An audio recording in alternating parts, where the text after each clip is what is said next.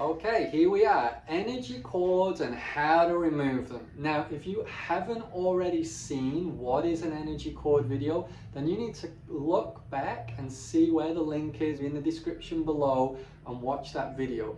Because if you don't have an understanding of what the cords are, not really going to get you where you need to be, okay? Okay, so just a little recap. Firstly, we want to know if we've been, people call it corded or hit or struck by a cord, okay? I kind of feel like that's a little bit dramatic, because sometimes you can be corded and you don't even really know it. So basically, the way that we're looking out for cords is just kind of like an uncomfortable feeling or excessively thinking about a particular person or situation. That can be an instance where we've been corded. I often talk about, say you're driving along and somebody pulls in front of you and then they flick you the bird out the window and you're like, what happened there? But then you can't stop thinking about that person after. It's got to lunchtime and you're still thinking about it. Well, that would be an instance where you've been corded. Okay, so how do we get rid of these cords? Well, there's actually tons of ways to get rid of the cords. One of a really easy way is just visualization. So you can kind of, and even if you're not good at visualization, pretend, right? One of the ways that our school talks about it is imagining that you have some kind of implement, a lightsaber out of Star Wars, or big set of scissors, or knife, that's going to cut down. And you just think about, okay, where might I be corded? What happened? Why do I think that there's a cord there? And just really use your imagination. Okay, so whichever one you like. I really like the lightsaber idea because I used to be a little bit into Star Wars. Imagine that I've got hold of a lightsaber and that I'm bringing down the lightsaber across the front and the back side of the body. So I'm just imagining the back side of the body and I'm bringing the lightsaber down and breaking and disconnecting these cords.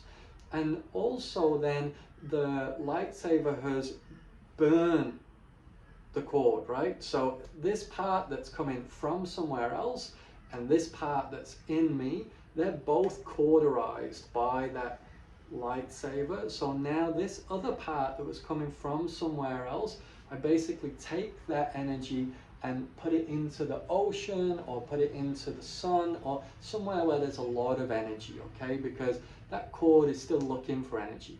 So I dispose of it safely, and then I imagine also that now my lightsaber is just burning down and disintegrating any of these bits of the cords that are going into my body or energy sensors. That's just a real simple way of doing it.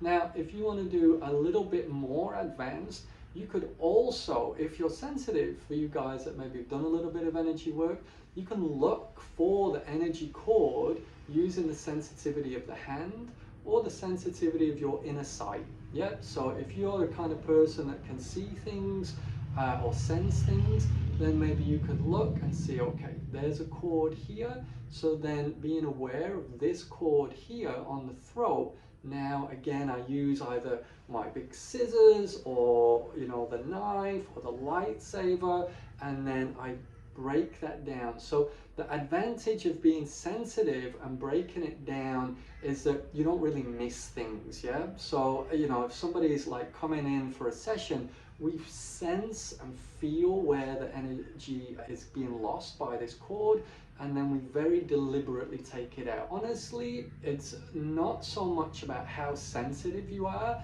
it's about how much clarity you have with it. Those guys that really think about it, okay, like I'm actually doing this, they tend to get better results. So for me, I had like very little energy sensitivity when I first started, but I had a strong belief in what I was doing because I'd seen so many other people having success with this work, and I was around a lot of really, really super proficient healers. So then I just thought, okay, if those guys are doing it, they're just a human being, I'm just a human being, I'm just gonna have a go at it like they're doing it. And over time I got more sensitive, but with this particular practice, I was always really good at it right from the start, just because I had a lot of clarity about it, just because I really saw that what I was doing was beneficial. And I've heard heaps of stories about people going to energy healing courses and then someone pulls a cord out of their partner and their partner's not really believing all of this energy stuff, and then all of a sudden, you know, they really feel it, they bend over, you know, they, you know, like some people when you're pulling it out their throat, they, you know, they kind of, and then they believe it, then they're really into it. So this is something that I would encourage you to do, whatever level of proficiency you're at. Just have strong understanding of what you're doing. It doesn't mean that you have to believe something that isn't true. We're really not into that. We don't like that at all. But if you have clarity of intention, then you can do things other people can't do.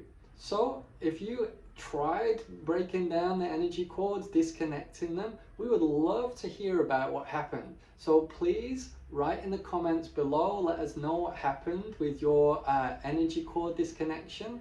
And for anyone that wants some help, you know, removing some of those cords that don't seem to be going with these practices, please, again, look in the description below. You can see where our website is and you can make an inquiry for a treatment. Okay, thanks. Bye.